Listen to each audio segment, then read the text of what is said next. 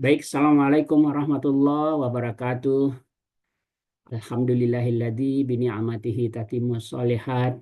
Alladzi anzalas sakinata fi qulubil mu'minin liyazdadu imana ma'a imanihim. Asyhadu an la ilaha illallah wahdahu la syarikalah wa asyhadu anna Muhammadan abduhu wa rasuluhu. Allahumma shalli ala Muhammad wa ala ali Muhammad. Alhamdulillah, puji dan syukur kita panjatkan kepada Allah Subhanahu wa taala. Pagi hari ini Allah masih beri kita sehat, Allah masih beri kita kesempatan ya, sehingga kita bisa hadir pada pagi hari ini untuk menuntut ilmu bersama-sama. Allah masih beri kita kesempatan hidup ya, sehingga kita masih bisa ngisi koper-koper kita untuk persiapan akhirat kita.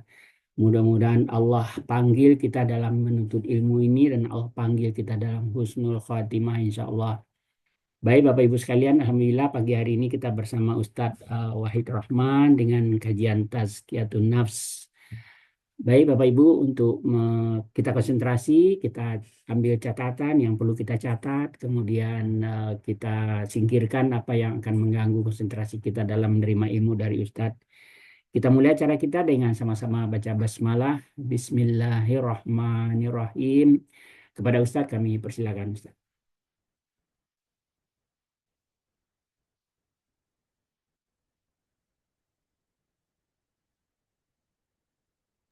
Assalamualaikum warahmatullahi wabarakatuh. Waalaikumsalam warahmatullahi wabarakatuh. Innal hamdalillah nahmaduhu wa nasta'inuhu wa nastaghfiruh wa na'udzu billahi min sururi anfusina wa sayyiati a'malina may yahdihillahu fala mudilla lahu wa may yudlilhu fala hadiya lahu. Asyhadu an la ilaha illallah wahdahu la syarika lah wa asyhadu anna Muhammadan abduhu wa rasuluhu la nabiyya ba'da wa ba'd. Sebentar Pak ya, agak gelap.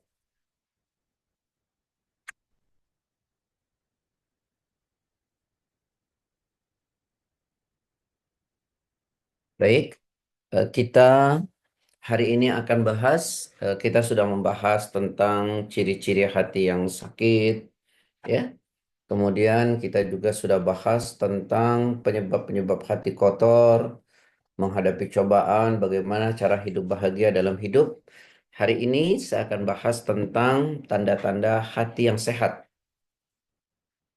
Tanda-tanda hati yang sehat. Tapi tidak bicara soal medis ya. Kalau soal medis ini udah banyak dokter nih. Lebih ngerti mesti apa dokter ya. Saya bicara soal psikis. Nanti terbalik-balik. Sebelum itu saya ingin membacakan satu apa namanya ada dalam sebuah kitab eh, nama kitabnya Tambihul Ghafilin. Itu penulisnya Abu Laith As-Samarkandi. Ya, di dalam kitab itu dijelaskan min alamati sawadil qalbi thalathun. Yang pertama kata beliau alla yajida lidzunubi mafza'an. Yang kedua wala lit-ta'ati mawqi'an. Yang ketiga wala lil mau'idati manja'an. Jadi begitu praktis beliau itu menulis Abu Laith As-Samarkandi kata beliau bahwa min alamati sawadil qalb, di antara tanda matinya hati seseorang itu ada tiga.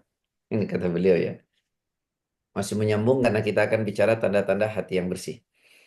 Di antara tanda matinya hati seseorang itu ada tiga kata beliau. Yang pertama adalah eh, wala alla yajida lidzunubi mafza'an. Jadi orang tuh kata beliau kalau hatinya sakit atau hatinya hitam itu tidak ada rasa takut di dalam berbuat dosa. Jadi alla yajida lidzunubi mafza'an. Jadi tidak ada rasa takut, tidak ada rasa khawatir di dalam melakukan satu perbuatan dosa. Jadi nggak ada rasa takutnya. Itu kalau orang apa namanya hatinya kotor. Kan beda ya. Kalau orang yang hatinya bersih itu setiap melakukan dosa itu ada kekhawatiran, Allah murka, ada takut nanti masuk neraka, gitu ya. Takut nanti mati dalam su'ul khotimah. Kalau istilah ayah tadi itu, takut mati kopernya jangankan isi kebaikan, bahkan isinya bangkai semua gitu.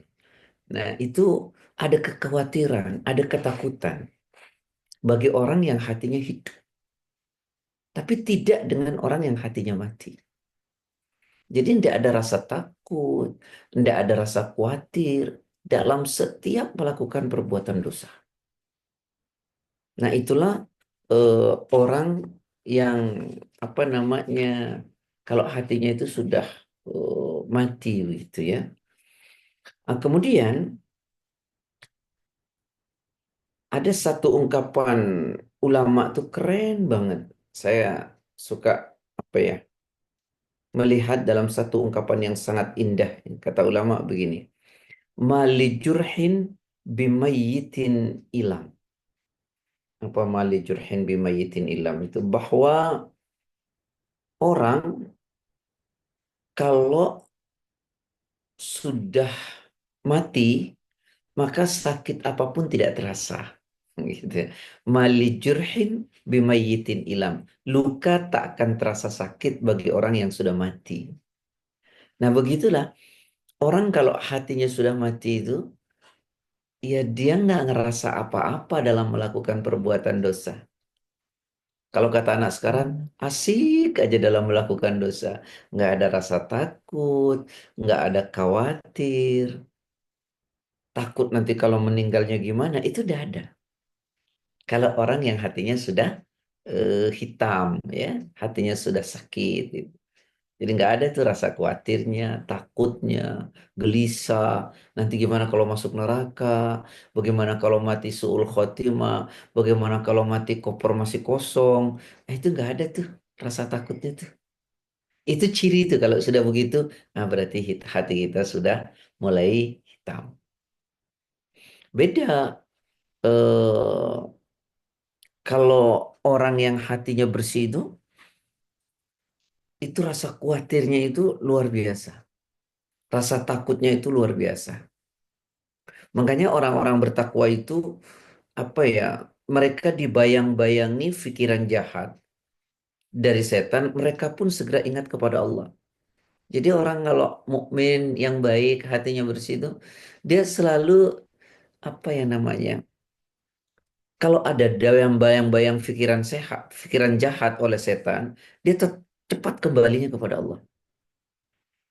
Seperti misalnya digambarkan dalam surat 7 ya kalau nggak salah, ayat 201, Allah bilang begini. Innalladzina taqaw idza massahum ta'ifum minasyaitani tadzakkaru fa idzahum mubsirun. Silakan.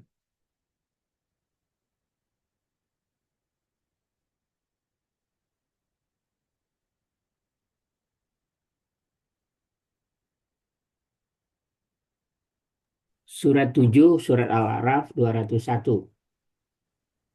Sesungguhnya orang-orang yang bertakwa apabila mereka dibayang-bayangi pikiran jahat atau berbuat dosa dari setan, mereka pun segera ingat pada Allah, maka ketika itu juga mereka melihat kesalahan-kesalahannya. Nah, ini orang kalau bertakwa begitu.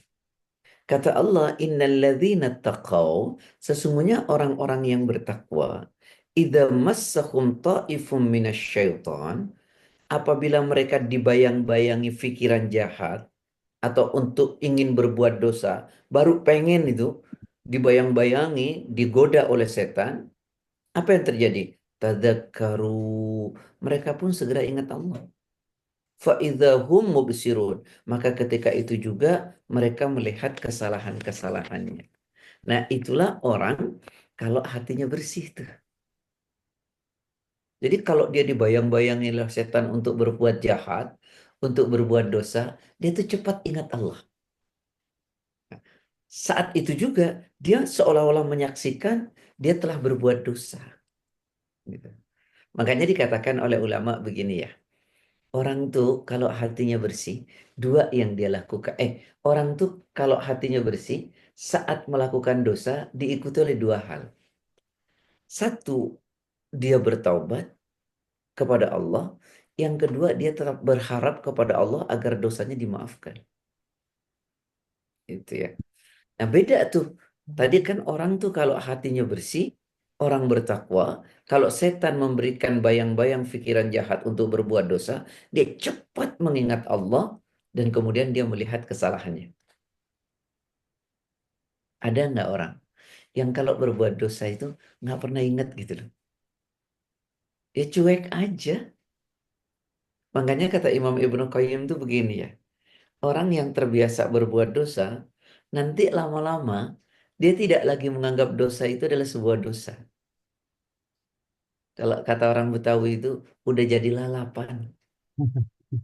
Karena udah jadi habit buat dia. Jadi rasa takutnya, khawatirnya nggak ada lagi. Makanya dikatakan orang tuh kalau ahli dalam berbuat jahat gitu ya. Coba lihat dalam firman Allah. Quran surat Al-Mutaffifin. Ya, saya kira paham semua ayatnya. Kalla bal rana ala kulubihim ma kanu yaksibun. Surat Al-Mutaffifin ayat 14. Mutaffifin surat berapa Ustaz? Ada Mutaf di akhir. Al-Mutaffifin. Al-Mutaffifin. juz terakhir Ustaz ya. Ya, juz 30. Ayat 14.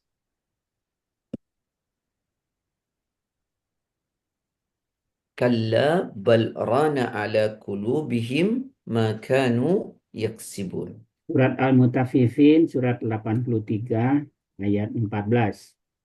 Sekali-kali tidak, bahkan apa yang mereka kerjakan itu telah menutupi hati mereka. Nah, beda kan? Tadi di Quran surat 7 ayat 201, orang tuh kalau bertakwa, jika setan memberikan pikiran jahat dia untuk berbuat dosa gitu ya, dia cepat ingat Allah. Lalu dia seolah-olah melihat dosanya. Tidak dengan orang yang hatinya kotor. Kata Allah, sekali-kali tidak. Bahkan apa yang mereka kerjakan itu, perbuatan dosanya itu, telah menutupi hati mereka. Ya, itulah orang kalau hatinya kotor. Jadi telah menutupi hati mereka. Nah, kata seorang ulama yang hatinya bersih banget, tajam hatinya. Namanya Hasan Al-Basri rahimahullah. Beliau ini sebenarnya tabi'in. Beliau mengatakan, dosa yang membuat menutupi hati itu adalah, kata beliau, dosa di atas dosa. Dosa di atas dosa. Sehingga membuat hati menjadi buta. Lalu mati, ya. Sementara orang kalau hatinya bersih, selalu mengikuti keburukan itu dengan kebaikan. Dan mengikuti dosa dengan taubat. Nah, itu kerennya tuh. Orang kalau hatinya bersih, selalu mengikuti keburukannya dengan kebaikan. Dan mengikuti dosa dengan taubat. Ya, saya ulangi ya. Orang kalau hatinya bersih selalu mengikuti keburukannya dengan kebaikan. Yang kedua, selalu mengikuti dosa dengan taubat. Kenapa mengikuti keburukan dengan kebaikan? Oleh karena kata Allah, ya Rasulullah SAW mengatakan begini, wa atbi'is sayyi'atal hasanata tamhuha. Ikuti setiap perbuatan jelekmu dengan perbuatan baik, karena setiap perbuatan baik itu menghapus kejelekan. Gitu. Ya. Jadi kenapa orang yang hatinya bersih itu mengikuti keburukannya dengan kebaikan dan mengikuti dosanya dengan taubat. Kenapa? Karena dia tidak ingin mati dalam keadaan membawa dosa. Karena mati membawa dosa selesai sudah. Nabi Adam itu diusir dari surga karena satu kesalahan. Lalu bagaimana kita membawa jutaan kesalahan, lalu kita pengen masuk surga? Kan mimpi akhirnya. Jelas ya? Ya? Nah, itu yang pertama tuh. Kata Abu Laith As-Samarkandi. Jadi orang tuh kalau hatinya udah hitam, ya, udah gelap gitu hatinya, maka tidak ada rasa takut, tidak ada rasa khawatir dalam berbuat dosa. Ya, nggak sholat aja biasa aja gitu. Jangankan ada rasa sedih karena nggak baca Quran gitu. Nggak sholat aja biasa. Berbuat dosa, nonton sinetron-sinetron yang buka aurat ya biasa saja, ya kan? Tapi bagi orang yang hati-hati, hatinya bersih, ngapain nonton sinetron ini orang buka aurat semua nih, gitu kan? Nah ini kadang-kadang dientengin tuh. Ya, gimana coba kalau kita matinya begitu nanti? Apalagi seumuran saya, seumuran kita maksudnya. Ya, ayah kan mungkin di atas 60-an ya. Tujuh, di Ya. atas 70-an Ustaz. Masya Allah, saya 73 ya, lahirnya tapi ya. 73. Saya umurnya 73 Ustaz. Masya Allah. Tapi sebaik-baik umur itu kata Rasulullah yang panjang dan baik. Ya. Banyak amalnya. Umurnya panjang, baik gitu. Seburu-buru umurnya panjang, jelek. Tayyib. Yang kedua kemudian kata Abu Laith As-Samarkandi, orang tuh kalau hatinya sudah hitam, wala litta'ati mauqi'an. Jadi dalam melakukan ketaatan tuh nggak ada keseriusan, nggak fokus. Jadi dalam melakukan ketaatan itu tidak ada keseriusan, tidak fokus. Coba kalau saya lihat ayah nih kan, coba Masya Allah ini umurnya sudah di atas 70. Mungkin ada yang sudah 75 atau 74 begitu ya. Jam setengah 6 mau hadir di kajian bentuknya online coba. Kalau nggak ada keseriusan dalam melakukan ketaatan, nggak mungkin dikerjain. Apalagi, aduh capek gitu ya, ya. Udara kayak begini, aduh, pusing-pusing masih mau hadir duduk di majelis. Padahal bentuknya online coba.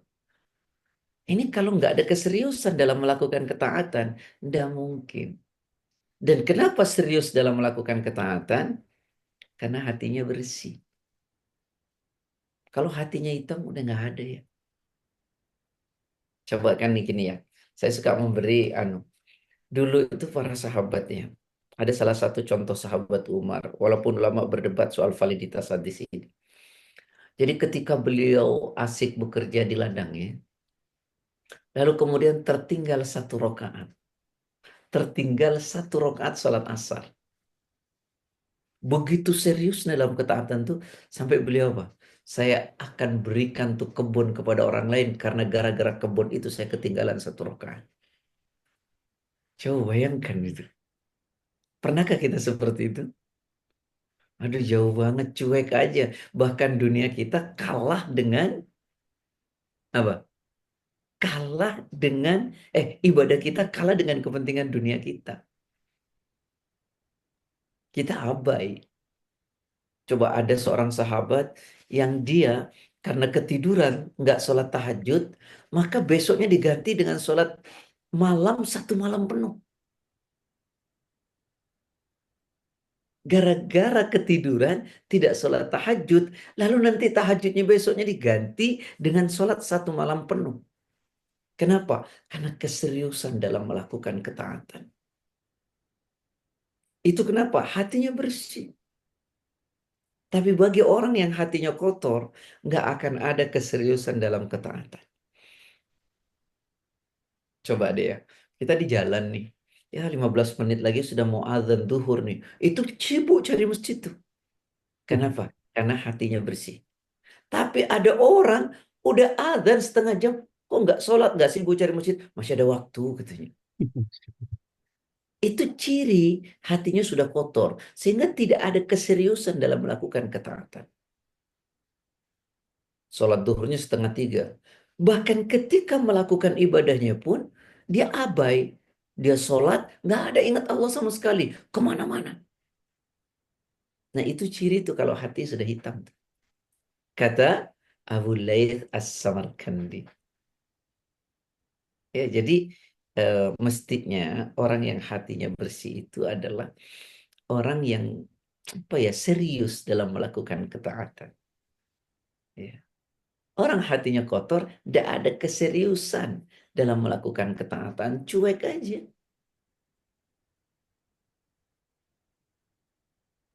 Nah, yang ketiga, nah ini ketiga penting banget nih. Wala lil mau'idati manja'an. Setiap nasihat itu tidak punya pengaruh. Jadi nasihat-nasihat, baik itu dari Quran maupun hadis, itu nggak ngaruh sama sekali buat orang yang hatinya kotor. Jadi tidak terpengaruh dengan nasihat. Wala lil mau'idati manja'an. Nasihat-nasihat berharga dari Quran, dari hadis, itu nggak ada bekas, nggak pengaruh. Ada nggak sih orang kayak gitu? Banyak Kan ada tuh kalau orang beriman yang benar, dinasihati dengan Quran, imannya bertambah gitu ya. Diingatkan ini nama Allah begini, hatinya bergetar. Itu kan yang disampaikan dalam Quran surat 8 ya, ayat 2. Innamal mu'minuna alladzina idza dzukirallahu wajilat qulubuhum wa idza tuliyat alaihim ayatuhu zadathum imana wa ala rabbihim yatawakkalun. Surat Al-Anfal surat ke-8 ayat 2. Sesungguhnya orang-orang yang beriman adalah mereka yang apabila disebut nama Allah gemetar hatinya, dan apabila dibacakan ayat-ayatnya kepada mereka bertambah kuat imannya, dan hanya kepada Tuhan mereka bertakwa. Orang kalau imannya benar, hatinya bersih, disebut nama Allah, hatinya bergetar. Kalau dibacakan ayat Allah, imannya bertambah. Jadi datang ke kajian, mendengarkan kajian, diberi nasihat oleh Quran dan hadis, itu imannya bertambah. Kenapa? Karena hatinya bersih. Tidak dengan orang yang hatinya kotor. Ya. Nasihat itu tidak punya pengaruh apa-apa. Disampaikan Quran begini, hadis begini, enggak pengaruh. Kata ulama begini, enggak membekas. Yang gini ya, mohon maaf nih. Nasihat itu kan ada dua macam ya. Saya menyebutnya nasihat lembut. Itu adalah Quran dan hadis. Itu nasihat lembut. Kalau kita sudah salah itu kayak diusap-usap oleh Quran dan hadis. Keliru loh, yang benar gini loh. Awakmu itu gak bener loh, yang benar gini loh. Itu nasihat lembut saya menurut. Yaitu nasihatnya Al-Quran, nasihatnya hadis, para ulama. Itu kayak ngingetin kita, alon-alon. Pelan-pelan diusap. Awakmu keliru loh, ayo balik, balik, balik gitu. Itu nasihat Quran tuh. Tapi ada nasihat yang kenceng, yang nggak ngaruh juga. Apa? Allah tegur dengan cobaan, Allah tegur dengan ujian, Allah tegur tuh dengan bencana. Nggak ngaruh juga tuh. Kalau orang hatinya udah hitam. Coba, ya, orang kalau hatinya bersih, dikasih teguran oleh Allah berupa cobaan, ujian. Nah, cobaan dan ujiannya itu bisa menjadi petunjuk buat dia dan kembali ke jalan yang benar. Contoh, surat 64 ayat 11 At-Taghabun. Allah bilang begini, Ma asaba min musibatin fil ardi wala fi anfusikum illa fi kitabim min qabli an nabra'aha. Inna dzalika ala Ya Allah, ma asaba min musibatin illa biiznillah wa may yu'min billahi yahdi qalbahu. Silakan. Surat 64 surat At-Taghabun ayat 11. Tidak ada suatu musibah yang menimpa seseorang kecuali dengan izin Allah. Dan barang siapa beriman kepada Allah, niscaya Allah akan memberi petunjuk kepada hatinya. Dan Allah Maha mengetahui segala sesuatu. Bagi orang yang beriman, yang hatinya bersih itu, setiap persoalan yang menimpa dirinya, cobaan, ujian, itu semua justru menyadarkan dirinya menjadi petunjuk tuh. Makanya Allah bilang, tidak ada satu musibah yang menimpa seseorang kecuali atas izin Allah. Semua musibah atas izin Allah. Wa may yu'min billahi, dan barang siapa beriman kepada Allah, yahdi qalbahu. Allah memberi petunjuk dengan musibah itu kepada hatinya. Jadi orang tuh kalau hatinya bagus, beriman, maka setiap teguran, baik itu ayat kauniyah, kauliyah, firman, ataupun ayat kauniyah, fenomena alam, itu jadi petunjuk, menyadarkan dirinya. Makanya saya pernah ceritakan kan gini, para salafus soleh ya, orang-orang dulu itu ya, kalau misalnya kesandung aja kakinya, apa yang dikatakan? Inna lillahi astagfirullah. Kenapa inna lillah? Karena tahu dia bahwa apa yang terjadi takdir Allah. Kenapa dia mengatakan astagfirullah? Sebagai bahan evaluasi, jangan-jangan ada kekeliruan dan kesalahan yang saya lakukan sehingga membuat saya tersandung. Jadi tersandung aja menjadi bahan evaluasi buat dirinya. Itu yang disebut dengan bahwa setiap nasihat itu akan punya dampak. Tapi tidak dengan orang yang hatinya hitam. Wala lil mau'idati manja'an. Bahwa nasihat apapun, Quran, hadis, cobaan, musibah, nggak bakal jadi petunjuk. Nggak bakal jadi petunjuk. Nggak bakal bisa membenarkan seseorang. Bahkan orang tambah ya dengan cobaan itu. Kan Allah kasih cobaan itu untuk apa sih? Yang pertama Allah kasih tahu, nih aku datengin cobaan karena kelakuanmu lo, gitu loh. Aku ingin rasain kepada kamu nih akibat perbuatanmu lo. Kenapa? Agar kamu tuh balik, kembali ke jalan yang benar, kan gitu ya. Tapi nggak balik-balik tuh ya, kan gitu kan? Bahwa musibah itu kan teguran kan, pelajaran. Coba buka Quran, surat 30 ayat 41. Zaharal fasadu fil barri wal bahri bima kasabat aydin nas liyudhiqahum ba'dalladzi amilu la'allahum yarji'un. Monggo. Surat 30, surat Ar-Rum ayat 41. Telah tampak kerusakan di darat dan di laut disebabkan karena perbuatan tangan manusia. Allah menghendaki agar mereka merasakan sebagian dari akibat perbuatan mereka, agar mereka kembali ke jalan yang benar. Nah kan, apa kata Allah? Sungguh telah nampak kerusakan di darat dan di laut. Kenapa? Karena akibat tangan-tangan manusia. Ini gini karena engkau loh, kamu yang ngundang loh, gitu kan.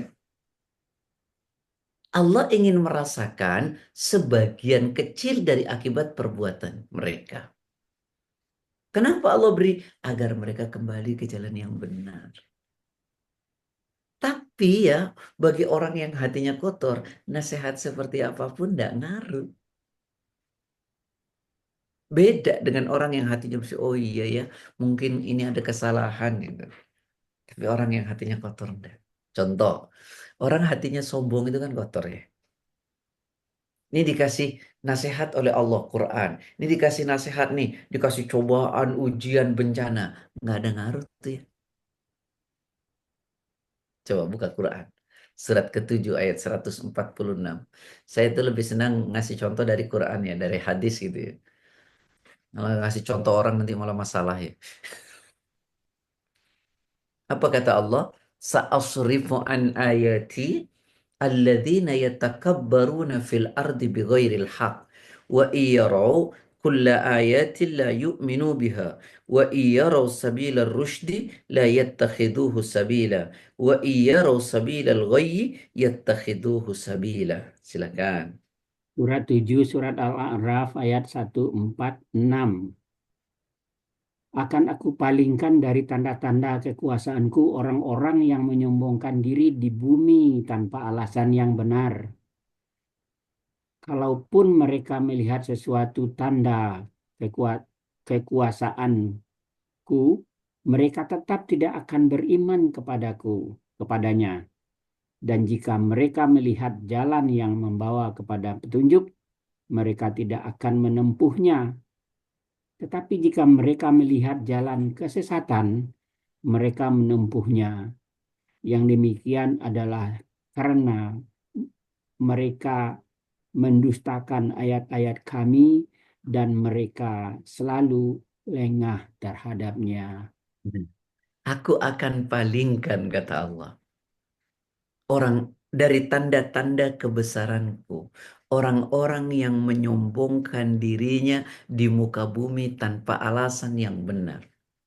Lalu Allah bilang, setiap diperlihatkan tanda-tanda kebesaranku, cobaan, ujian, angin, kebakaran, dan seterusnya, mereka nggak percaya. Mereka cuek aja. Apalagi orang kafir ya. Orang kafir kira-kira mau nggak? Mau dikasih nasihat? Nggak nasihat ya sama aja. Makanya Allah bilang gimana dalam Al-Baqarah ya?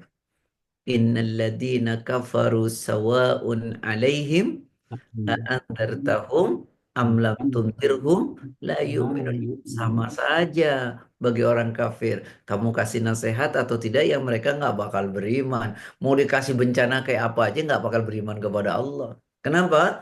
Ayat selanjutnya Allah bilang, Khatamallahu ala kulubihim wa ala sam'ihim wa ala absarihim ghisyawatu wa lahum adabun azim. Kenapa?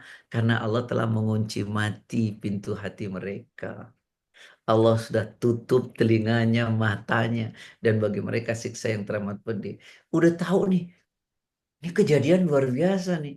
Nggak kembali tuh, nggak mau beriman tuh, nggak mau cari agama tuh. Oh ini sudah hukum alam gitu. Ya kan gitu ya. Ya. Coba deh renungin di satu ayat deh. Mohon maaf. Ini penting sekali. Saya ingin mengajak merenung satu ayat dalam Quran surat Al-Baqarah 266.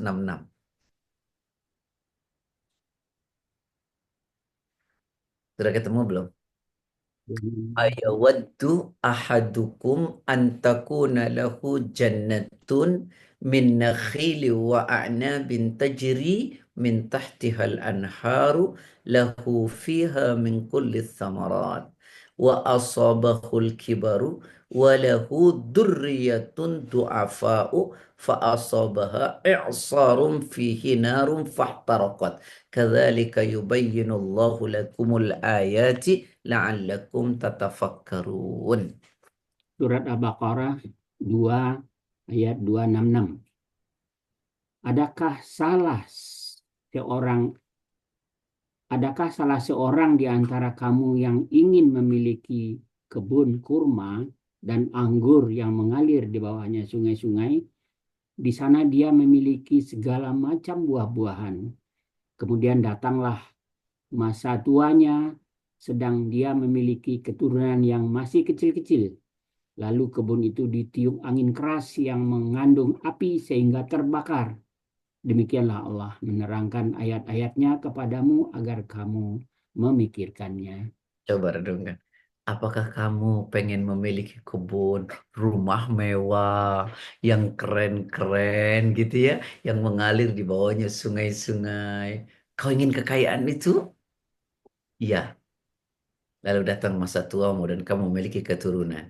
Lalu ternyata Allah datangkan musibah kepadanya. Apa musibahnya? Coba renungkan. I'sarun fihi narun fahtaraqat. Angin yang di dalam angin itu mengandung api. Masya Allah. Ya, demikian Allah beri penjelasan kepada kalian ayat-ayatnya agar kalian berpikir kata Allah. Tapi nggak mikir. Saya suka mikir gini loh ya. Di Indonesia itu kan rumah dempet-dempet banyak lah di rumah-rumah kumuh gitu ya. Itu nek ada angin kebakar, ya wajar ya banyak. Ya. Di Los Angeles itu kan, Masya Allah ya, kan jarang-jarang besar-besar gitu. Anginnya bukan angin biasa, angin mengandung api, pindah-pindah, jeger, jeger, jeger gitu ya. Kita nggak boleh itu bersyukur, nggak boleh mencaci mereka. Tapi buat kita adalah pelajaran, buat mereka mestinya juga jadi pelajaran. Bahwa sehebat apapun Anda, kalau Allah berkehendak, kelar, kelar, kelar. Tapi apa itu jadi pelajaran ya? Nasihat itu. Ya enggak juga. Nah, orang mukmin yang ada di Indonesia, yang hatinya kotor pun nggak jadi pelajaran. Bahwa ini pelajaran buat kita loh. Jangan membuat kerusakan di muka bumi, baik membuat kerusakan secara fisik maupun membuat kerusakan dengan cara berbuat maksiat. Karena kata Rasulullah SAW, "Idza istahallat ummati khamsan fa'alaihimud dimar." Jika umatku itu telah membiasakan 5 perkara, maka mereka pasti akan diterpa kehancuran, kata Allah. Nah, itu datang cobaan dan teguran dari Allah, ya. Nah, makanya kita juga nih yang punya uang banyak, punya harta banyak, jangan cintai tanpa cinta karena Allah. Karena nanti kalau uangnya diambil, kelar tuh. Selesai dalam waktu sekejap. Bangunnya bertahun-tahun, habisnya triliunan. Allah habiskan dengan api yang dengan angin yang mengandung api, kelar semua sudah. Maka cintailah semua yang kita miliki karena Allah. Betul nggak ya? Kalau udah diambil kelar, kelar.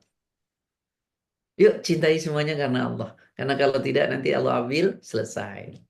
Coba dibuka surat 10 ayat 24. Surat 10 ayat 24. Innama mathalul hayatid dunya kama in anzalnahu minas sama'i. Fakhtalata bihi nabatul ard mimma ya'kulun nas wal an'am. Hatta idza akhadatil ardu zukhrufaha wa zayyanat wa dhanna ahluha annahum qadiruna 'alayha ataha amruna laylan aw nahara faj'alnaha hasidan ka'an lam taghna bil amas kadzalika nufassilul ayati liqaumin yatafakkarun. Surat Yunus surat 10 ayat 24. Sesungguhnya perumpamaan kehidupan di dunia itu hanya seperti air hujan yang kami turunkan dari langit. Lalu tumbuhlah tanam-tanaman bumi dengan subur karena itu di antara karena air itu. Di antaranya ada yang dimakan manusia dan hewan ternak sehingga apabila bumi itu telah sempurna keindahannya dan eh, berhias dan pemiliknya mengharap dan pemiliknya mengira bahwa mereka pasti menguasai atau memetik buah hasilnya, datanglah kepada mereka azab kami pada waktu malam hari dan siang hari atau siang hari. Lalu kami jadikan tanamannya seperti tanaman yang sudah disabit, seakan-akan belum pernah tumbuh kemarin. Demikianlah kami menjelaskan tanda-tanda kekuasaan kami kepada orang yang berfikir. Masya Allah ya. Jadi kata Allah perumpamaan kehidupan dunia itu seperti air yang turun dari langit. Dengan air itu tumbuh-tumbuhan tumbuh subur. Sebagian dimakan binatang, sebagian dimakan manusia. Ya, ketika dunia sudah memenuhi perhiasannya, pemiliknya itu mengira menguasai selama-lamanya. Lalu Allah datangkan musibah siang atau malam. Lalu habislah tanaman itu. Seperti tersabit, bahkan seperti tidak tertanam. Demikian Allah kasih penjelasan bagi orang-orang yang mau mikir. Yuk cintai karena Allah. Yuk jangan buat kerusakan. Nanti Allah tegur kelar loh. Selesai. Kalau Allah mau hancurin kelar. Kelar. Karena itu yuk mulai hari ini cintai semuanya karena Allah. Ya, harta cintai karena Allah, rumah cintai karena Allah, anak cintai karena Allah, semuanya cintai karena Allah. Karena nanti kalau enggak, diambil selesai. Quran surat 9 ayat 24. Kul in kana aba'ukum wa abna'ukum wa ikhwanukum wa azwajukum wa ashiratukum wa amwalun iqtaraftumuha wa tijaratun takhsawna kasadaha wa masakinu tardawnaha ahabba ilaikum minallahi wa rasulih wa jihadin fi sabilihi fatarabbasu hatta ya'ti Allahu bi amri wallahu la yahdil qaumal fasikin. Surat Taubah surat 9 ayat 24. Katakanlah jika bapak-bapakmu, anak-anakmu, saudara-saudaramu, istri-istrimu, keluargamu, harta kekayaan yang kamu usahakan, perdagangan yang kamu khawatirkan kerugiannya, dan rumah-rumah tempat tinggal yang kamu sukai, lebih kamu cintai daripada Allah dan Rasul-Nya, serta berjihad di jalannya, maka tunggulah sampai Allah memberikan keputusannya. Dan Allah tidak memberi petunjuk kepada orang-orang yang fasik. Nah, katakanlah jika bapak-bapakmu, anak-anakmu, keluargamu, pasanganmu, sanak kerabatmu, harta yang kau kumpulkan capek-capek itu, perniagaan yang kau takut betul kerugiannya, rumah tinggal yang kau senangi, apakah semua itu lebih kau cintai ketimbang Allah, Rasul, dan berjihad di jalannya?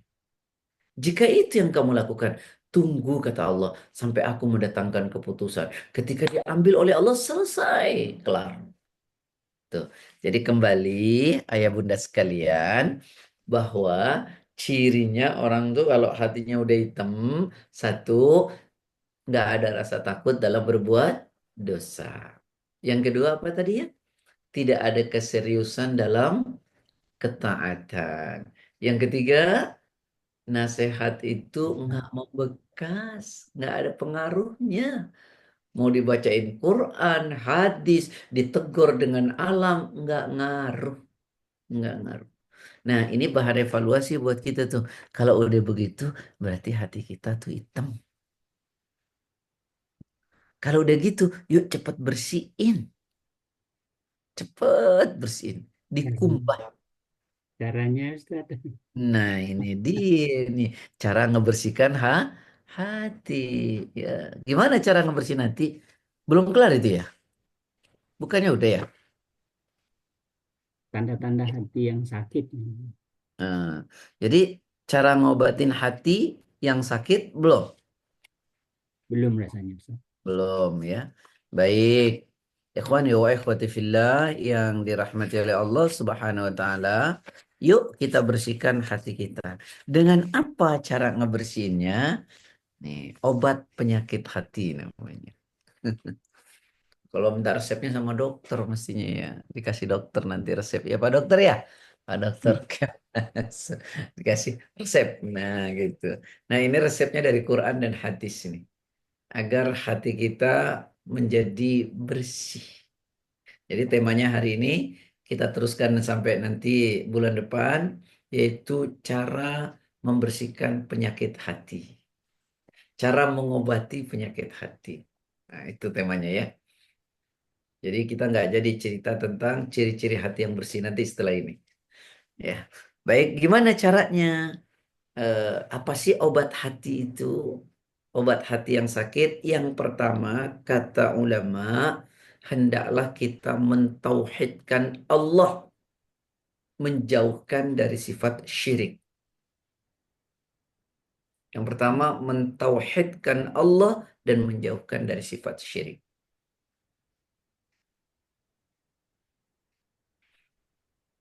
Dan itu sudah setiap hari kita baca. La ilaha illallah. Tidak ada ilah kecuali Allah. Sehari berapa kali ya?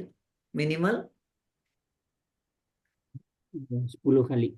100. 100. Masya Allah. Minimal itu sehari 9 kali dalam sholat. Kalau 10 nanti sholat subuhnya 2 tahiyat dong ya.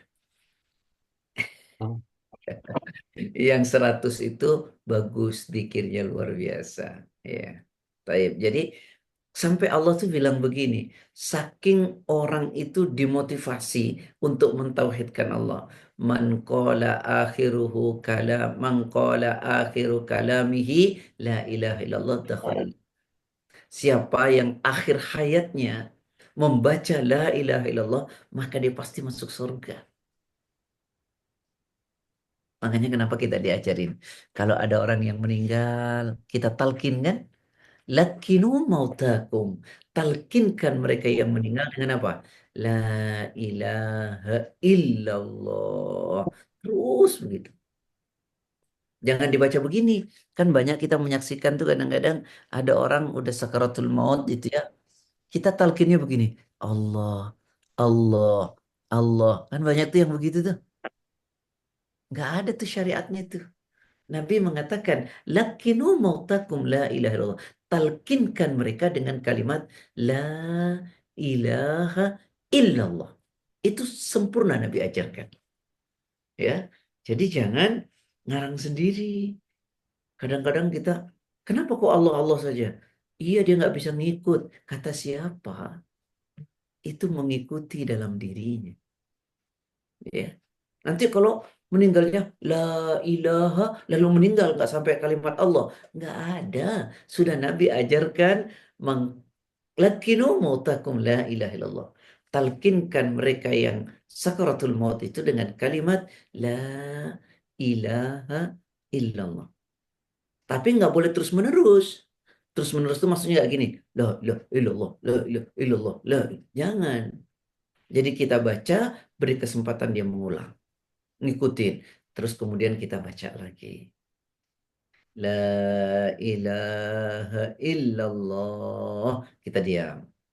Baru kita teruskan lagi. La, begitu. Ya. Jadi cara membersihkan hati atau obat dari penyakit hati itu yang pertama mentauhidkan Allah, menjauhi syirik. Mentauhidkan Allah, menjauhi syirik. Sampai ulama itu mengatakan gini, orang obat yang paling mujarab untuk membersihkan hati adalah dengan mentauhidkan Allah, menjauhkan diri dari syirik. Ikhlas, ya, serta beriman dengan keimanan yang benar. Kata ulama, tidak ada kebaikan, tidak ada kelezatan, tidak ada kenikmatan dan kebaikan hati melainkan jika Allah sebagai Robnya, penciptanya, satu-satunya zat yang diibadahinya, puncak tujuannya dan paling dicintai daripada yang lain, yaitu kalimat la ilaha illallah. Maka ayo, apa namanya, obat paling mujarab yang pertama itu adalah tauhidkan. Iyyaka na'budu, hanya kepadamu ya Allah kami menyembah. Wa iyyaka nasta'in, hanya kepadamu saya minta pertolongan ya Allah. Saya tidak menyembah yang lain dan saya tidak akan minta kepada yang lain. Nah, itu obat paling keren. Makanya kenapa Allah bilang begini, kalau orang beriman dan tidak ada syirik, nanti hatinya tenang, lalu hidupnya selalu dalam petunjuk. Saya ulangi ya, orang kalau beriman, imannya benar, tidak dicampur dengan syirik, maka hidupnya tenang, hidupnya punya rasa aman, tidak ada rasa takut, dan hidupnya itu selalu dalam petunjuknya Allah. Quran. Quran itu yang tadi saya baca itu. Surat ke-6 ayat 82. Alladzina amanu walam yalbisu imanahum bidzulmin ulaika lahumul amnu wa hum muhtadun. Al-An'am ayat 82, ayat 82.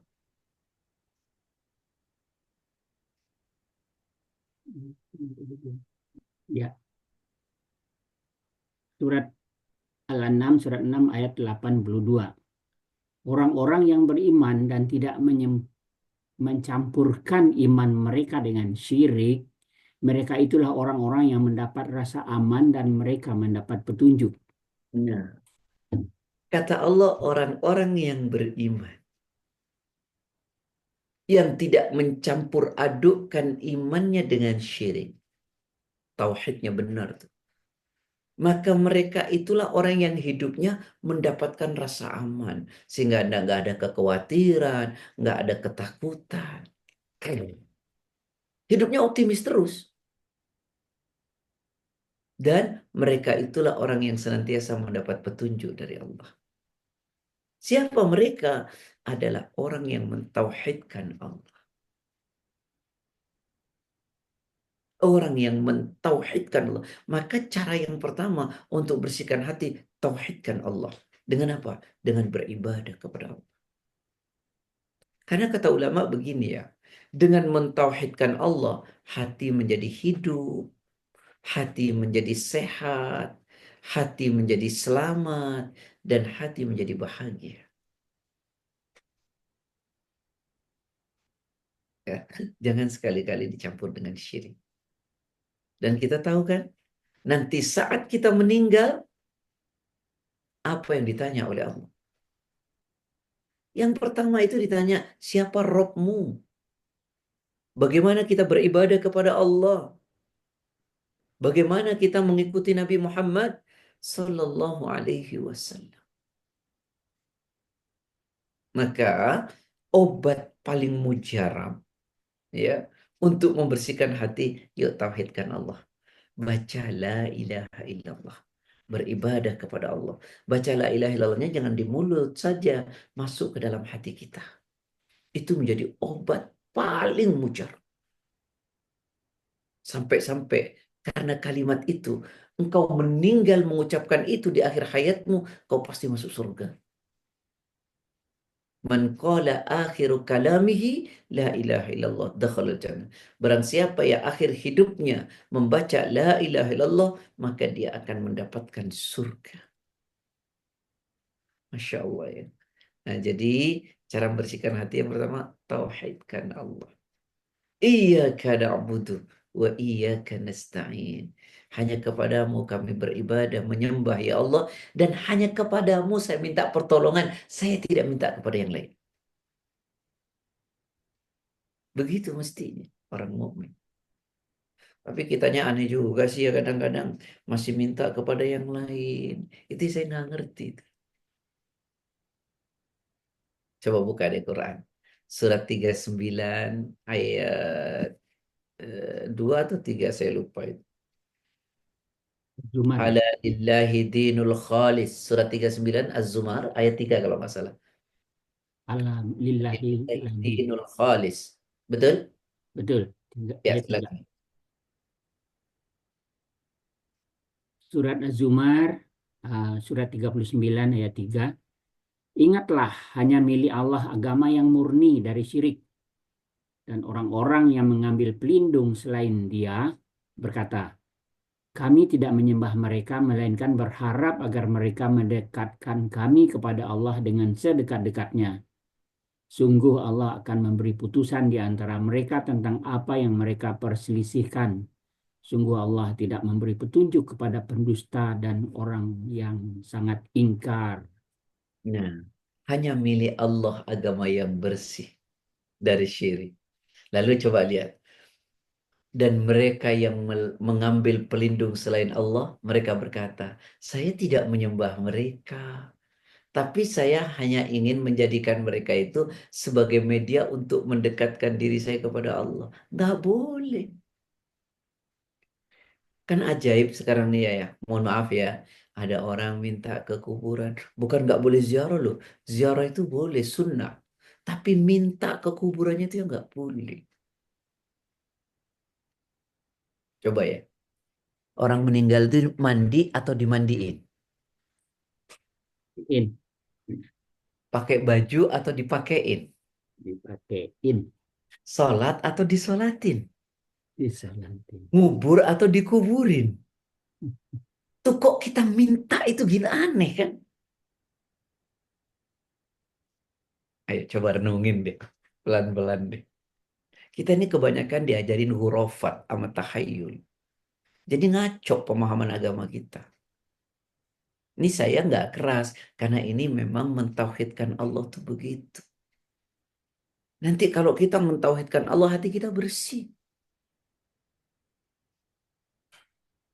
Kita yang mandiin, kita yang makain kain kafan. Terus abis gitu kita minta, itu kan ajaib.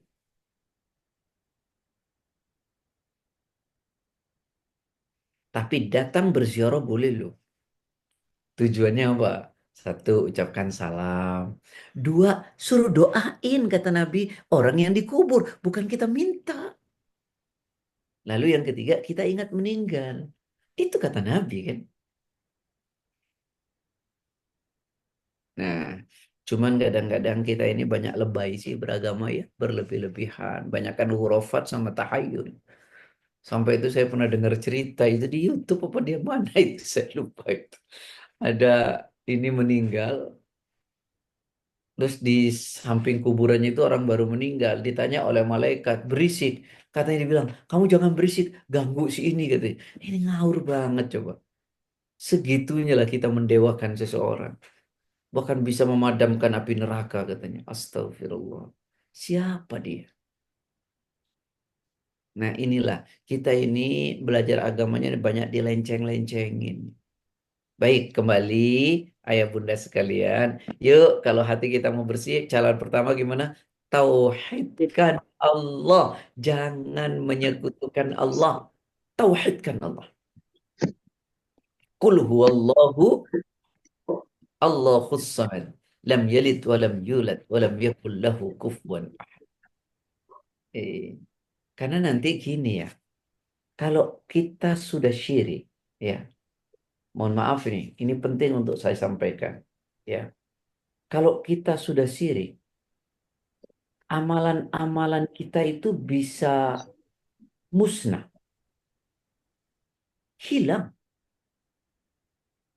Jadi kalau kita melakukan perbuatan syirik, amalan-amalan yang sudah kita lakukan itu, mohon maaf ya, ini kata Quran, habis. Itu berdasar Quran gitu. Surat ke-6 ayat 88. Saya potong. Walau asyraku lahabita anhum ma kanu ya'malun. Silakan. Surat 6 ayat 88. Ya. Itulah petunjuk Allah. Dengan itu dia memberi petunjuk kepada siapa saja di antara hamba-hambanya yang dia kehendaki. Sekiranya mereka mempersekutukan Allah, pasti lenyaplah amalan yang mereka kerjakan. Makanya sayang banget ya. Ayo deh tauhidkan Allah. Ya tauhidkan Allah. Hati-hati betul dalam hidup ini. Cuman kan sekarang ini aneh. Orang ustadz-ustadz yang berjuang di tauhid ini malah dicap radikal. Lalu kemudian apa lagi ya? Wahabi. Itulah masalahnya. Enggak lah, jangan begitulah ya. Ayo tauhidkan Allah. Sebab Allah mengatakan, walau asyraku, seandainya mereka mempersekutukan Allah, lahabitu anhum, maka lenyaplah dari mereka, makanu ya'malun, apa yang telah mereka kerjakan. Habis, gak ada gunanya, lenyap. Dan ini tidak satu ayat ya. Dalam ayat yang lain juga dijelaskan. Pada surat 39 ayat 65.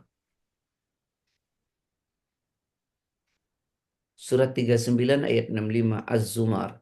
Walaqad uhiya ilaika wa ilal ladzina min qablika la in asyrakta la yahbatanna amaluka wa la takunanna minal khasirin. Silakan. Surat 39, surat Az-Zumar, ayat 65. Ya, Dan sungguh telah diwahyukan kepadamu dan kepada nabi-nabi yang sebelummu. Sungguh jika engkau mempersekutukan Allah, niscaya akan hapuslah amalmu dan tentulah engkau termasuk orang yang rugi. coba. Masya Allah. Takut, betul. Ayo tauhidkan Allah. Jangan sekutukan Allah. Tidak ada dosa lebih besar daripada ini. Walaqad uhiya ilaika, dan sungguh Allah telah mewahyukan kepadamu Muhammad. Wa ilal ladzina min qablika, dan kepada orang-orang nabi-nabi sebelum kamu, la in asyrakta, seandainya engkau mempersekutukan Allah dengan sesuatu, la yahbatanna amaluka, maka lenyaplah amalanmu, wala takunanna minal khasirin, dan tentulah kamu termasuk orang-orang yang merugi. Ya, sayang kan? Yuk ya, kalau kita ingin betul hati kita bersih, tauhidkan Allah, jauhi syirik. Tauhidkan Allah, jauhi syirik. Ayah bunda, orang, ini mohon maaf nih kata Quran ya, melakukan syirik besar, seseorang melakukan syirik besar, Allah haramkan masuk surga. Dan neraka tempatnya. Kata Allah, orang melakukan syirik besar, Allah haramkan surga dan neraka tempatnya. Itu dalil Quran tuh. Surat 5 ayat 72. Innahu may yushrik billahi faqad harramallahu alaihi jannah wa ma'wahun nar wa ma lidzalimina min ansar. Monggo. Surat 5 ayat 72. Sungguh telah kafir orang-orang yang berkata, sesungguhnya Allah itu dialah Al-Masih putra Maryam. Padahal Al-Masih sendiri berkata, wahai Bani Israel, sembahlah Allah Tuhanku dan Tuhanmu. Sesungguhnya barang siapa mempersekutukan sesuatu dengan Allah, maka sungguh Allah mengharamkan surga baginya dan tempatnya ialah neraka. Dan tidak ada seorang penolong pun bagi orang-orang zalim itu. Coba. Sesungguhnya barang siapa mempersekutukan Allah, maka Allah haramkan bagi orang tersebut surga. Dan tempatnya adalah neraka. Dan tidak ada bagi orang-orang yang zalim itu seorang penolong pun. Maksudnya orang yang mempersekutukan Allah. Nah, jadi kembali ayah bunda sekalian, bahwa bersihkan hati yang pertama dengan apa? Mentauhidkan Allah. Jauhi syirik. Baca kalimat la ilaha illallah. Sembahlah Allah. Minta pertolongan kepada Allah. Jangan minta kepada selain Allah. Sandarkan diri kita kepada Allah. Karena sungguh tak ada yang memberi jalan kecuali Allah. Jangan pernah mempersekutukan Allah. Jangan. Nanti hapus ibadah kita dan Allah haramkan surga untuk kita. Nah, makanya tauhid ini benar. Tauhid ini penting. Tauhid ini penting. Tapi sekarang orang-orang yang ngajar tauhid ini malah dituduh macam-macam. Memang nggak gampang membersihkan tauhid ini. Karena kita hidup di Indonesia ini sudah lebih banyak terpengaruh oleh animisme, sinkritisme, Buddha, Hindu. Sehingga kemurnian tauhid itu tervolusi. Dan orang kalau sudah tervolusi akidahnya melakukan syirik, baliknya itu susah. Karena Allah bilang, kalau syirik itu diumpamakan orang tersesat, sesatnya jauh benar. Sehingga baliknya itu ribet, susah. Itu Quran tuh yang bilang tuh.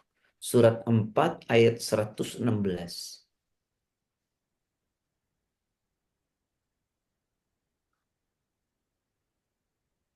Surat 4, Surat An-Nisa ayat 116.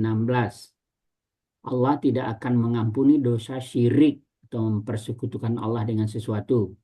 Dan dia mengampuni dosa selain itu bagi siapa yang dia kehendaki. Dan barang siapa mempersekutukan sesuatu dengan Allah, maka sungguh dia telah tersesat jauh sekali. Nah, wa may yusyrik billahi faqad dhalla dhalalan ba'ida. Barang siapa mempersekutukan Allah, sungguh dia telah tersesat dengan sesat yang jauh sekali. Sehingga baliknya susah. Nah, jadi yang pertama, ayah bunda sekalian, yuk tauhidkan Allah, jauhi syirik. Dengan mentauhidkan Allah, menjauhi syirik, hati menjadi hidup, hati menjadi sehat, hati menjadi selamat, dan hati menjadi bahagia. Dan kita mesti tahu nanti di kubur, di hari kiamat, kita akan ditanya tuh tentang Tuhan kita.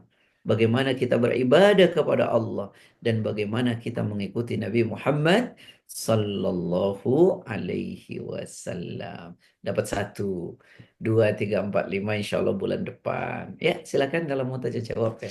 Baik, baik Ustaz, terima kasih banyak. Baik Bapak Ibu sekalian, silakan ada yang mau diperjelas atau ditanyakan kepada Ustaz. Langsung saja di unmute, terus langsung atau di raise hand, silakan. Sepertinya Uni Martiem, Iya. silakan Uni. Assalamualaikum Ustadz. Waalaikumsalam Ya. warahmatullahi wabarakatuh. Orang yang mau meninggal sudah nggak sadar lagi ya Ustadz ya. Apabila kita talkinkan, apakah secara agama mereka masih bisa mendengar dan membaca dalam hatinya? Atau hanya untuk menjauhkan setan dari sisinya saja? Nah, ini ada kitab tadzkirah. Hmm. Kitab tadzkirah menjelaskan, tadzkirah itu karya dari Imam siapa? Al-Qurtubi ya, Syekh Samsuddin Al-Qurtubi. Jadi orang yang sakaratul maut, ini gambaran pertama, itu seperti berada di tengah gurun yang panas, gitu ya. Lalu setan datang kepadanya membawa air susu yang sangat dingin. Maka di saat itulah kemudian ya saling berebut tuh. Kenapa kita mesti talqin? Itu yang pertama. Kata kitab Tadhkirah karya Syekh Samsuddin Al-Qurtubi. Kalau terjemahnya ada 2 jilid tuh tebel-tebel ya. Kemudian yang kedua, Nabi mengajarkan kenapa disuruh talqin? Karena sesungguhnya kata ulama orang itu masih mendengar dalam dirinya dan dia mengikuti dalam rasanya. Nah, itu yang dijelaskan Bunda ya. Wallahu a'lam. Ya. Terima Baik, kasih Ustadz. Sama-sama. silakan Bapak Ibu. Assalamualaikum Pak Ustadz. Boleh menanya? Makasih Pak Majbar. Ya, silakan Bu Erni. Assalamualaikum warahmatullahi wabarakatuh. Pak Ustadz mau menanya begini, masalah mentauhidkan diri ini supaya benar-benar kadang-kadang kita itu sudah yakin gitu kan dengan Allah, dengan ibadah-ibadah kita. Tapi ada satu saat tuh cobaan itu agak berat gitu ya Pak Ustadz. Kita minta tolong gitu mendoakan sama Ustadz yang kita anggap lebih soleh dari kita. Boleh begitu nggak Pak Ustadz minta doakan satu itu. Baik. Kedua lagi Pak Ustadz, kalau misalnya untuk mentauhidkan ini benar-benar yakin kita dengan doa kita, dengan amalan kita itu, kita berdoa pasrahkan sama Allah. Terus kenapa ilmu gaya mentauhidkan ini kan gaya ada pelajaran atau misalnya ikut pengajian tasawuf gitu ya Pak Ustadz. Kenapa itu tidak umum gitu Pak Ustadz? Kadang-kadang saya tuh kepengen ilmu itu, tapi ya, apakah itu bisa ya sembarangan atau orang-orang terpilih ikut itu gitu Pak Ustadz? Maaf itu maaf. Makasih Pak Ustadz. Pertanyaan Bunda ini bercanda tapi tajam betul ini. Jadi gini Bunda, itu namanya bertawasul untuk pertanyaan pertama. Apakah boleh dalam Islam bertawasul? Boleh. Yang pertama adalah bertawasul dengan amal soleh kita. Itu boleh tuh. Ya, seperti gambaran tentang riwayat orang yang terjebak dalam gua. Ya, dia bertawasul dengan apa? Amal solehnya. Ya, amal soleh dia. Maka kita harus punya amal soleh andalan. Ya, agar kita bisa bertawasul. Yang kedua, bertawasul itu boleh kepada orang yang masih hidup dan soleh. Ya, orang yang masih hidup dan soleh. Boleh tuh. Misalnya, saya datang ke rumah Ayanda Kemas. Ana bilang, ya, saya mau berangkat umroh. Tolong doain ya, ya. Mudah-mudahan di jalan selamat ya, ya. Itu boleh. Karena apa? Soleh dan masih hidup. Ya, soleh sudah meninggal tidak ada. Kalau sudah wafat sudah tidak ada. Nah, soleh masih hidup. Nah, masih hidup tidak soleh nggak boleh. Misalnya ayah Maswar mau berangkat umroh, terus di depan dekat masjid sana tuh di depan sana ketemu orang lagi mabuk-mabuk, ditanya mau kemana Pak? Mau umroh doain saya ya? Gak boleh, gak boleh. Ya, ya itu eh, bertawassul dengan amal saleh, kemudian dengan orang yang masih hidup dan saleh. Baik, kemudian pertanyaan selanjutnya tadi tentang, aduh kok lupa saya tadi. Tasawuf. Ah, saya mau bilang begini, Afwan, orang belajar agama itu tidak bertingkat. Ya, kecuali kelasnya lah, ada sekolah, ada kelas kalau sekolah. Orang belajar agama di zaman Nabi ya duduk-duduk semua siapapun. Ya, ya belajar agama dan agama itu tidak terklasifikasi. Ya, ada ilmu itu, ilmu ini enggak lah ya. Ya udah kita belajar aja. Mungkin kalau tasawuf itu cara untuk mendekatkan diri kita kepada Allah, ya bagus kan, mendekatkan diri kita kepada Allah gitu ya. Melalui apa mendekatkan diri kita kepada Allah petunjuknya? Menurut Quran dan hadis, seperti dipahami para ulama. Jadi tidak dengan pikiran, tidak dengan perasaan. Nanti dia cara mendekatkan diri kepada Allah misalnya dia buat-buat metode sendiri, buat cara ibadah sendiri. Nah, itu nggak boleh karena Al-Quran sudah sempurna dan Nabi sudah memberi contoh. Karena orang yang paling dekat dengan Allah itu kan Nabi dan Nabi sudah beri contoh kepada kita. Nih caranya begini, begini, begini. Jangan bikin cara sendiri. Misalnya yuk kita zikirnya nanti di pinggir laut gitu. Akhirnya kesambal ombak itu ya. Ayo tikirnya di dalam hutan itu nanti patok ular ya. Ada masjid kok ya. Jadi cara terbaik itu cara Nabi lah. Kan kalau kita mencintai Allah, caranya gimana agar dapat cintanya Allah? Dari Rasul. Ya ikut Nabi. Ya, ikut Nabi. Selesai sudah ya. Gimana kata Allah? In kuntum tuhibbunallaha fattabi'uni. Jika kalian mencintai Allah, ikutilah aku, kata Nabi. Udah selesai. Ikut Nabi udah paling keren itu. Nah, sekarang ini orang kadang-kadang agak aneh-aneh juga. Ada orang gila dianggap wali. Semuanya diikuti. Gimana? Gak ngerti saya. Nabi itu pakaiannya rapi, ya sholat, ya kan gitu ya. Ape gitu. Nah, ini kok ada orang aneh, malah dianggap wali, lalu dicium-cium. Itu enggak paham saya itu. Kok agama jadi begini ya? Mohon maaf lahir batin ya. Assalamualaikum. Silakan ya. Silakan. Pak Baik, ini Ustadz Pak Ustadz satu lagi tadi agak sedikit agak jadi bertanya di hati kan gini Pak Ustadz. Eh, yang apa itu yang tadi Pak Ustadz bilang yang amalan andalan tadi. Kira kita selalu amalan andalan itu saya menurut saya itu jagar pagi sore termasuk jika kita amalan andalan ya Pak Ustadz. Selain itu ada nggak lagi bocoran kira-kira Pak Ustadz punya gitu bisa dihibahkan ke kita gitu Pak Ustadz supaya bisa kita Oh, ikut. Bunda gini aja, jadikanlah semua amal sebagai andalan, Bun. Sholat sebagai andalan, sholat sunnah sebagai andalan, baca Quran sebagai andalan, bersedekah sebagai andalan. Jadikan Oh, gitu. semua amalan kita sebagai semua yang disyariatkan Nabi itu, Bun. Semua yang disyariatkan Nabi berupa amal soleh. Satu, mendatangkan pahala. Dua, menggugurkan dosa. Yang ketiga, mendatangkan kehidupan yang baik. Kan setiap amal soleh yang kita lakukan dapat pahala kan? Iya, Yang kedua, setiap amal soleh yang kita lakukan menggugurkan dosa kan? iya. Ini yang tidak diketahui nih. Setiap kita beramal soleh akan mendatangkan kehidupan yang baik. Itu orang tidak tahu. Makanya orang sering bilang begini, ya amal soleh kan kelihatannya baru nanti hasilnya di akhirat. Enggak. Coba buka Quran surat 16 ayat 97. Man amila salihan min dzakarin aw untha wa huwa mu'minun falanuhyiyannahu hayatan thayyibah wa lanajziyannahum ajrahum bi ahsani ma kanu ya'malun. surat 16 surat An-Nahl ayat 97. Barang siapa mengerjakan kebajikan, baik laki-laki maupun perempuan dalam keadaan beriman, maka pasti akan kami berikan kepadanya kehidupan yang baik dan kami beri balasan dengan pahala yang lebih baik dari apa yang telah mereka kerjakan. Nah kan, barang siapa beramal soleh, baik laki maupun perempuan, dalam keadaan beriman, maka kami anugerahkan kepada mereka kehidupan yang baik. Makanya orang kalau habis amal soleh itu kan nyaman, tenang, kan gitu ya.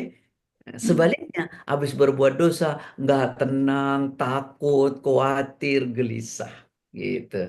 Kalau hatinya bersih, kalau hatinya kotor mau berbuat dosa nggak ada kegelisahan, nggak ada takut, cuek aja. Jadi lalapan, jadi habit, ya gitu. Wallahu a'lam. Oke, makasih Pak Ustadz. Sama Bunda Erni. Baik, ini ada di chat satu Ustaz, dari Pak Yusri Pekanbaru. Menyambung yang tadi nih tawasul kepada orang saleh yang hidup, Ustaz bilang kalau yang meninggal nggak boleh. Bagaimana kalau kita memohon syafaat atau bertawasul kepada Rasulullah, Ustaz?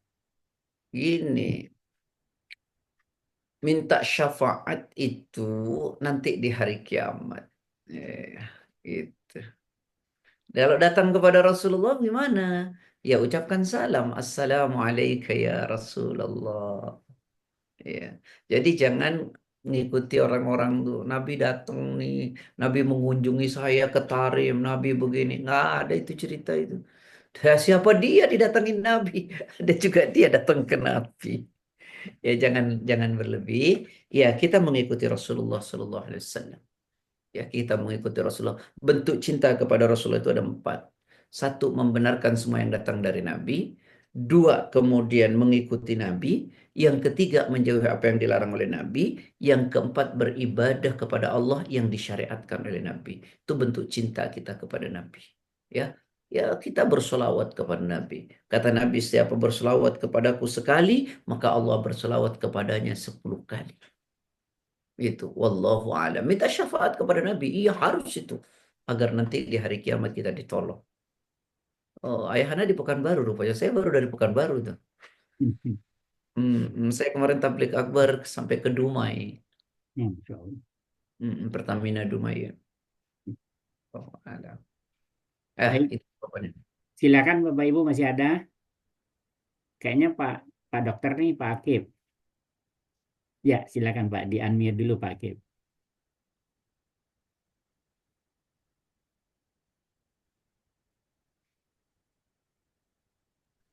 Assalamualaikum warahmatullahi wabarakatuh, Pak Ustadz, Waalaikumsalam Pak warahmatullahi Mas, semua teman-teman semuanya. Eh, bagaimana bagaimana mengenai tafakur, Pak Ustadz? Jadi dalam rangka kita membersihkan, mensucikan hati ini, kita sering-sering bertafakur, katanya adalah salah satu metode di mana titik awal pertama dan titik akhir yang paling penting itu taubatan nasuha. Karena banyak sekali kita ini mungkin sejak kecil belum tahu, sejak remaja banyak yang belum tahu. Kita banyak melakukan kesalahan, dosa-dosa. Kita mohon ampun dulu Pak Ustadz ya. Katanya itu titik awal, kemudian nanti di titik akhir pun kita minta ampun. Jadi dua titik persinggahan yang paling penting itu taubatan nasuha yang dibutuhkan untuk orang yang mau ketemu dengan Allah. Pada saat pertama dia mau masuk, kemudian pada saat terakhir dia akan mengakhiri kehidupannya. Saya mohon arahan dari Pak Ustadz. Terima kasih. Assalamualaikum warahmatullahi wabarakatuh. Waalaikumsalam.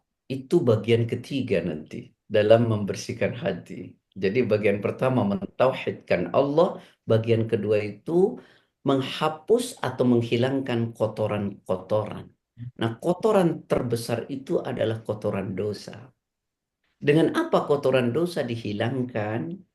Nah, satu, dengan taubat, dua, dengan istighfar, tiga, dengan amal saleh. Nah, ini penjelasannya panjang nanti ya. Nah, itu belum ya, ya. Insya Allah. Bagian ketiga nanti, insya Allah. Nah, Bulan kita depan. bahas satu. Ya, Alhamdulillah. terima kasih Pak Ustadz. Sama-sama ya. Ya. Baik, silakan Bapak Ibu yang lain yang ingin memperjelas. Sepertinya sudah jelas. Sepertinya sudah jelas. Baik. Baik, terima kasih banyak nih Bapak Ustadz dan Bapak-Bapak Ibu sekalian. Silakan Ustadz kita tutup acara kita dengan kita berserah diri kepada Allah. Baik, ikhwani, ayah bunda sekalian, manusia mulia karena manusia punya 3 hal. Allah memberikan akal, yuk gunakan akal kita untuk berpikir. Allah berikan fisik, yuk gunakan fisik kita demi kebaikan. Allah berikan hati, yuk bersihkan hati kita. Saat manusia cerdas, fisiknya kuat, hatinya bersih, itulah insan kamil, manusia paripurna.